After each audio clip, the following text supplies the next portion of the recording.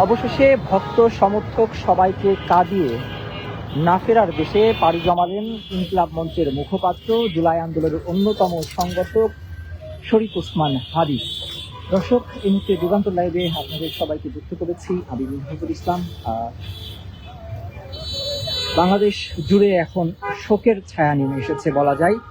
আপনারা জানেন যে গত 12ই ডিসেম্বর দুষ্কৃতকারীদের গুলিতে গুরুতর আহত হন ইনকিলাব মঞ্চের মুখপাত্র শরীফ ওসমান হাদী। তারপরে তাকে সেখান থেকে গুরুতর আহত অবস্থায় উদ্ধার করে প্রথমে ঢাকা মেডিকেল কলেজ হাসপাতালে নেওয়া হয়। সেখানে তার একটি অস্ত্রোপচার শেষ হওয়ার পরে তাকে রাজধানীর এভার কেয়ার হাসপাতালে নেওয়া হয়।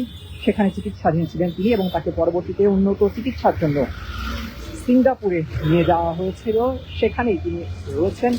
তবে আজকে রাত 9:45 দিকে ওসমান হাদীর যে ভেরিফাইড ফেসবুক পেজ রয়েছে এবং ইনকিলাব মঞ্চের যে ফেসবুক পেজ রয়েছে, সেই ফেসবুক পেজ থেকে জানানো হয় শরীফ ওসমান হাদী মারা গেছেন।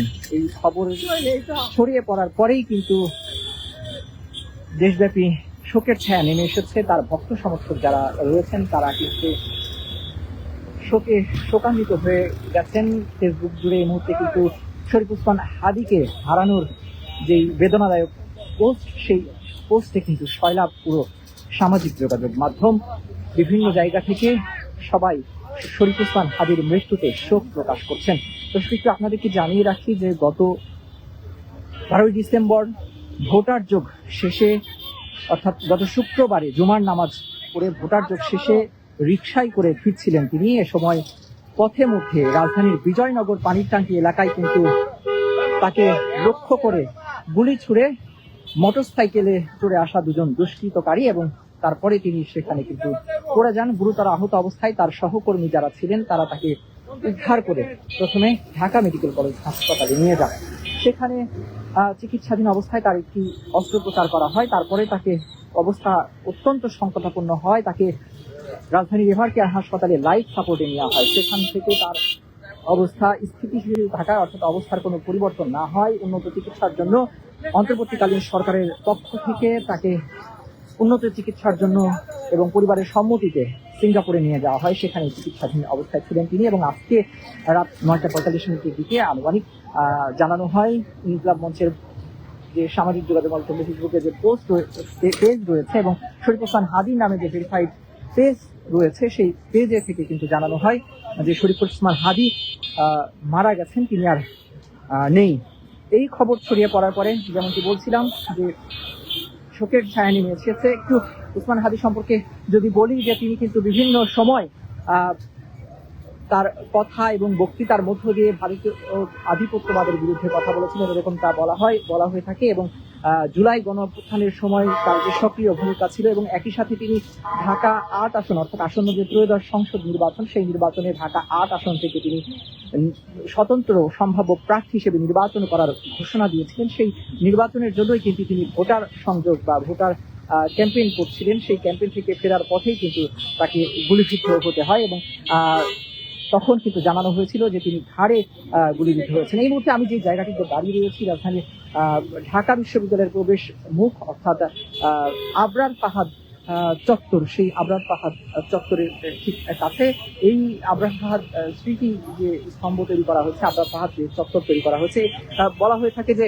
এই আবরার ফাহাদও কিন্তু বিভিন্ন সময় যে কথা বলেছিলেন, ভারতের বিপক্ষে কথা বলেছিলেন, তাকেও কিন্তু মৃত্যুবরণ করতে হয়েছে। তাকেও কিন্তু সে সময় দুষ্কৃতকারীরা, তিনি কিন্তু ক্যাম্পাসে থাকা অবস্থায়, হোস্টেলে থাকা অবস্থায় নির্যাতনের মুখোমুখি হয়ে মৃত্যুবরণ করেছিলেন, এই মারা গিয়েছিলেন। তো সেই যে একই দৃষ্টান্ত যদি বলা যায় যে শরীফ ওসমান হাদীর ক্ষেত্রেও কিন্তু তিনি বিভিন্ন সময়, অনেকেই বলে থাকেন যে তিনি বিভিন্ন সময় ভারতীয় আধিপত্যবাদের বিরুদ্ধে কথা বলতেন এবং তার বক্তৃতা এবং কথার মধ্যে সবসময় এই বিষয়গুলো উঠে আসতো। একই সময় তিনি নির্বাচন করার ঘোষণা দিয়েছিলেন এবং তার যে ইনকিলাব মঞ্চ, সেটিকে নিয়ে বলা হতো যে ইনকিলাব মঞ্চ কালচারাল একটি সংগঠন এবং তারা জুলাই বিপ্লবের মধ্য দিয়ে, অর্থাৎ জুলাই গণ অভ্যুত্থানের সময় তারা শরীফ ওসমান হাদীর যে ভূমিকা ছিল সেই ভূমিকার মধ্য দিয়ে মূলত ইনকিলাব মঞ্চের যাত্রা শুরু হয় এবং তারপরে সেই ইনকিলাব মঞ্চের মাধ্যম দিয়ে সাংস্কৃতিক অঙ্গনে শরীফ ওসমান হাদী কাজ করতেন এবং একই সাথে এই ঢাকা বিশ্ববিদ্যালয়ের শিক্ষার্থী কিন্তু ছিলেন শরীফ ওসমান হাদী।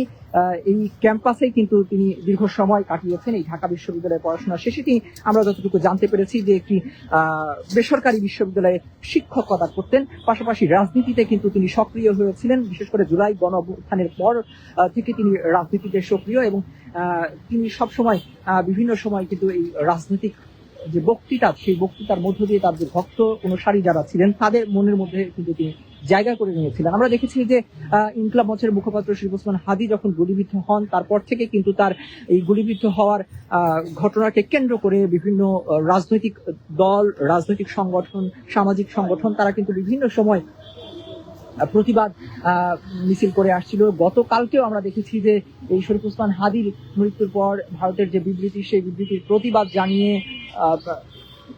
জুলাই ঐক্য নামের একটি যে সংগঠন, সেই সংগঠনের ব্যানারে তারা কিন্তু ভারতীয় যে হাই কমিশনের কার্যালয় রয়েছে বাংলাদেশ, সেই ভারতীয় হাই কমিশন অভিমুখে মার্চ টু ভারতীয় হাই কমিশন কর্মসূচি ঘোষণা করে। সেটি নিয়ে তারা কিন্তু রওনা হয়েছিল বিকেল 3টার দিকে এবং সেই কর্মসূচি নিয়ে যাওয়ার সময় তারা কিন্তু পুলিশের বাধার মুখে পড়ে সেখান থেকেই ফিরে আসে। একই সাথে এই যে বাংলাদেশের যে নিরাপত্তার ব্যবস্থা, এই জুলাইয়ের পরবর্তীতে এই যে একজন সম্ভাব্য সংসদ সদস্য প্রার্থী ছিলেন শরীফ ওসমান হাদী, সেই শরীফ ওসমান হাদীকে যখন গুলি করা হলো সেটি নিয়ে জনমনে নিরাপত্তার শঙ্কা দেখা দিয়েছে। পাশাপাশি আপনারা জানেন যে আগামী 25 ডিসেম্বর দেশে আসার ঘোষণা দিয়েছেন বিএনপি ভারপ্রাপ্ত চেয়ারম্যান তারেক রহমান, যিনি দীর্ঘ সময় ধরে লন্ডনে অবস্থান করছেন। একরকম বলা যায় যে তিনি বিগত 17 বছরের বেশি সময় ধরে লন্ডনে অবস্থান করছেন, সেখানে নির্বাসিত জীবন যাপন করছিলেন। তিনি দেশে আসার ঘোষণা দিয়েছেন। এই সময়টাতে এই একজন ইনকিলাব মঞ্চের যে নেতা শরীফ ওসমান হাদী, যিনি জুলাইয়ের একজন অন্যতম সংগঠক এবং একই সাথে তিনি সম্ভাব্য সংসদ সদস্য প্রার্থী ছিলেন, নির্বাচনের দিন ঘনিয়ে আসছে, নির্বাচনের আগ মুহূর্তে ঠিক এইরকম ঘটনা আসলে কিছুটা শঙ্কা তো তৈরি করেছে, এরকমটা অনেকেই মনে করছেন। রাজনৈতিক বিশ্লেষকরা এটিকে ভিন্নভাবে দেখছেন। রাজনৈতিক বিশ্লেষকরা বলছেন যে যেই সময়ে ঠিক নির্বাচনের দিন ঘনিয়ে আসছে, একই সাথে শরীফ ওসমান হাদীকে যে সময়টাই আসলে গুলি করা হয় সেটি কিন্তু আসন্ন ত্রয়োদশ জাতীয় সংসদ নির্বাচনের তফসিল ঘোষণার পরের দিন কিন্তু এই ঘটনাটি ঘটে এবং এই মুহূর্তে এখনো পর্যন্ত যে দুজন কে অভিযুক্ত করা হচ্ছে, প্রধান দুজন অভিযুক্ত, তারা কিন্তু জানা যাচ্ছে যে তারা পালিয়ে ভারতে আশ্রয় নিয়েছেন, এরকমটা কিন্তু বলা হচ্ছে গোয়েন্দা তথ্যের বরাতে।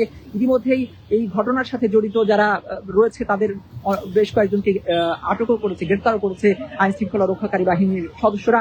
সেখান থেকে তারা যেটি জানিয়েছে, গোয়েন্দা সদস্যরা যেটি জানিয়েছে যে এই শরীফ ওসমান হাদীকে হত্যার সাথে বিশাল একটি চক্র জড়িত রয়েছে, বড় একটি সিন্ডিকেট কাজ করেছে, এরকম নানান ধরনের কথা আসছে। সেই সময়টাতে আসলে শরীফ ওসমান হাদীকে গুলি করা, এই সবগুলো বিষয় মিলিয়ে এই মুহূর্তে রাজনৈতিক অঙ্গনে একটা শঙ্কার জায়গা তৈরি হয়েছে। পাশাপাশি দেশের নিরাপত্তার, সাধারণ মানুষও কিন্তু নিরাপত্তা নিয়ে চিন্তিত হচ্ছেন। যদিও আইন শৃঙ্খলা রক্ষাকারী বাহিনী এবং অন্তর্বর্তীকালীন সরকারের পক্ষ থেকে বারবারই বলা হচ্ছে যে তারা আইন শৃঙ্খলা পরিস্থিতি নিয়ন্ত্রণ রাখতে এবং দেশের মানুষের নিরাপত্তা নিশ্চিত করতে, বিশেষ করে আপনাদেরকে যেমনটি বলছিলাম যে বিএনপির ভারপ্রাপ্ত চেয়ারম্যান তারেক রহমান, যিনি দেশে আসার ঘোষণা দিয়েছেন আগামী 25 ডিসেম্বর, সেই তার দেশে আসার কেন্দ্র করে ইতিমধ্যেই কিন্তু বিএনপির নেতাকর্মী সহ রাজনৈতিক মহলে আলোচনা শুরু হয়েছে।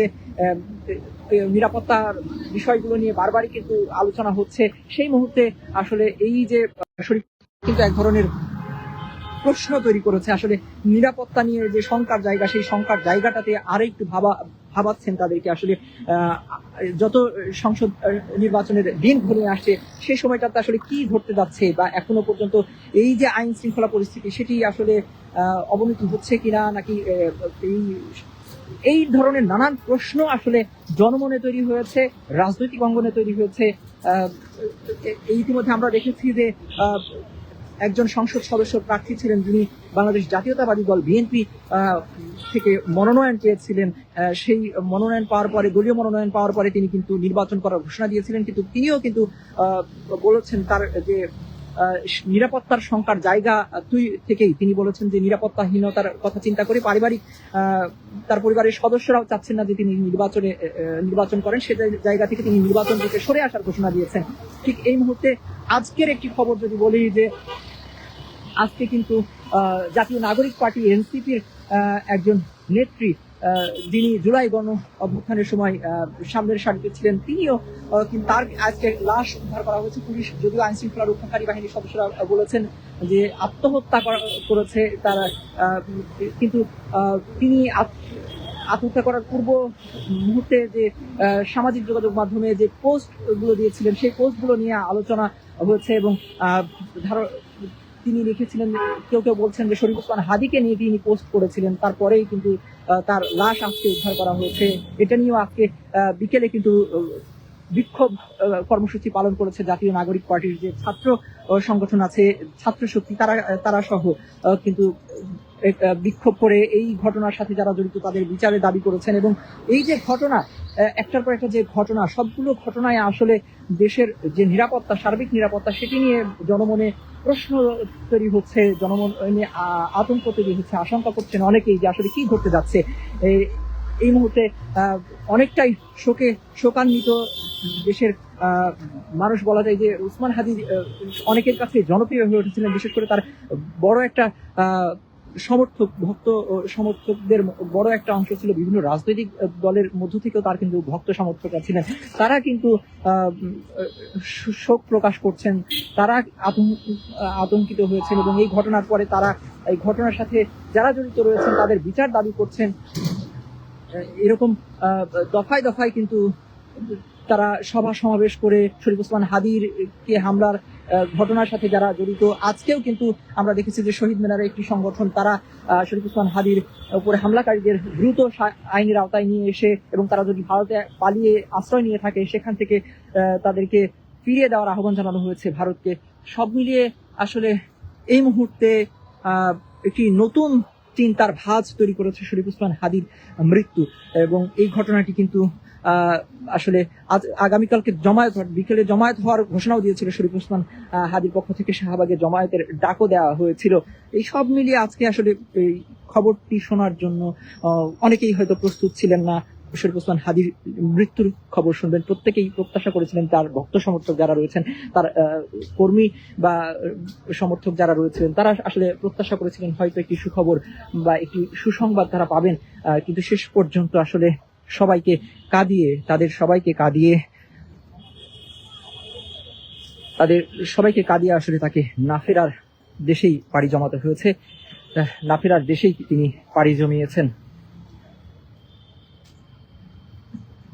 অনেকেই গত কয়েকদিন ধরে, অর্থাৎ এই শরীফ ওসমান হাদির উপর হামলার পর থেকে কিন্তু তার এই উপর হামলার যে ঘটনা ঘটেছে সেই হামলার সাথে যারা জড়িত তাদের বিচার দাবি করছেন, তাদেরকে দ্রুত গ্রেফতারের দাবি জানাচ্ছেন। ইতিমধ্যে যেমনটি বলছিলাম যে এই হামলার সাথে যারা জড়িত ছিল তাদের অনেককেই গ্রেফতারও করা হয়েছে, তবে প্রধান যে দুইজন অভিযুক্ত রয়েছেন তাদের দুইজনকে কিন্তু এখনো পর্যন্ত গ্রেফতার করা যায়নি। বলা হচ্ছে যে তারা আসলে ভারতে পালিয়ে আশ্রয় নিয়েছেন, এরকমটা বলা হচ্ছে গোয়েন্দা তথ্যের ভিত্তিতে। আসলে এখনো পর্যন্ত সঠিক তথ্য যে কোনটা সেটি কিন্তু এখনো সামনে আসেনি।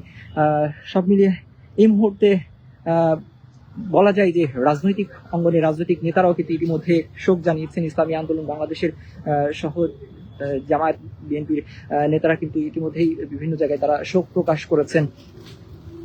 শরীফ ওসমান হাদির মৃত্যুর পরে তাৎক্ষণিক প্রতিক্রিয়ায় তারা কিন্তু অনেকেই সামাজিক যোগাযোগ মাধ্যমে অনেকেই কিন্তু এই শরীফ ওসমান হাদির মৃত্যুর ঘটনা জানার পরে কিন্তু তারা শোক জানিয়েছেন, পরিবারের প্রতি সমবেদনা জানাচ্ছেন। অনেকেই ইতিমধ্যে কিন্তু সামাজিক যোগাযোগ মাধ্যমে, বিশেষ করে দূর দূরান্ত থেকে অনেকেই আমরা দেখেছি যে এই শরীফ ওসমান হাদির নির্বাচনী প্রচারণা চলাকালীন সময়ে শুধু রাজধানী ঢাকাতেই নয়, ঢাকার বাইরেও বিভিন্ন জায়গা থেকে তার যে ভক্ত সমর্থকদের তৈরি হয়েছিল, তারা কিন্তু তার যে শুভাকাঙ্ক্ষীরা ছিল তারা কিন্তু বিভিন্ন সময় ফেসবুকে পোস্ট করে, সামাজিক যোগাযোগ মাধ্যমে পোস্ট করে শরীফ ওসমান হাদিকে সমর্থন জানাতো। সেই মানুষগুলো আসলে ব্যথিত এই মুহূর্তে শরীফ ওসমান হাদির এই মৃত্যুর খবর পাওয়ার পরেই।